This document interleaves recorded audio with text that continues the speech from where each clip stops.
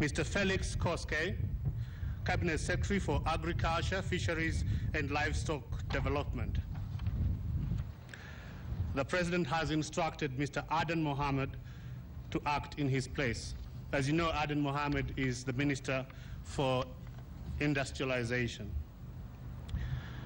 Second, Mr. Engineer Michael Kamau, Cabinet Secretary for Infrastructure and Transport. The President has instructed Mr. James Masharia, our Cabinet Secretary for Health, to also act in that capacity.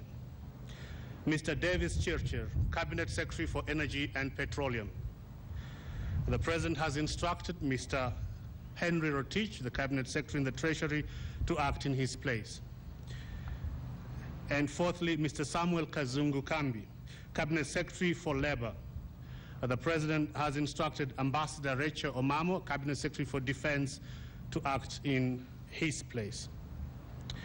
The following senior officers and principal secretaries have also informed the President that they have complied with his directive. Mr. Francis Kimemia, Secretary to the Cabinet. Mr. Mutea Iringo, Principal Secretary for Defense. Mr. Nduva Muli, Principal Secretary, State Department of Transport. Mr. Patrick Omutia, Principal Secretary for Mining. Mr. James Teko, Principal Secretary, State Department of Water. Mrs. Marianne Kitani, Chief of Staff in the Office of the Deputy President. Mrs. Esther Koimet, the Investment Secretary in the National Treasury. And Ambassador Jane Waikenda, Deputy Head of Mission, Kenya's Embassy in South Africa, based in Pretoria.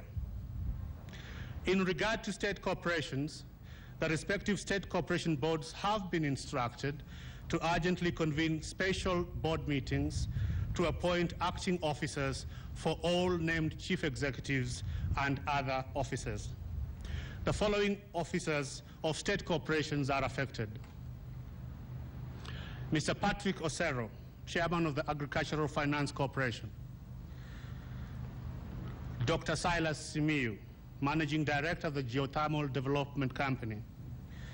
Mr. Francis Oyatsi, Managing Director of Nzoia Sugar Company. Mr. Richard Langat, Managing Trustee of the National Social Security Fund, NSSF. Mr. Evans Ngibwini, Acting Chief Executive, National Water Conservation and Pipeline Corporation. Mr. Alex Kabuga, Chief Executive of Kentrade. Ms. Lucy Mbogwa, Managing Director, Kenya Airports Authority. Mr. Charles Tonui, Managing Director, Kenya Pipeline Corporation. Mr. Alan Chenane, Chief Executive, Tourism Fund and Catering Levy Trustee. As the President told Parliament, it is not his place to determine the guilt or otherwise of the state or public officers named in the Ethics and Anti-Corruption Report, but that the time has come to send a strong signal to the country.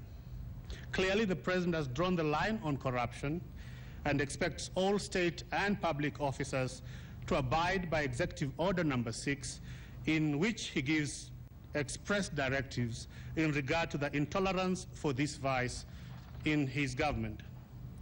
The President reminds Kenyans that this is a moral fight for the very soul of our country, and that nobody should use it as an opportunity to either engage in negative politics or act in a manner likely to detract us from this noble cause.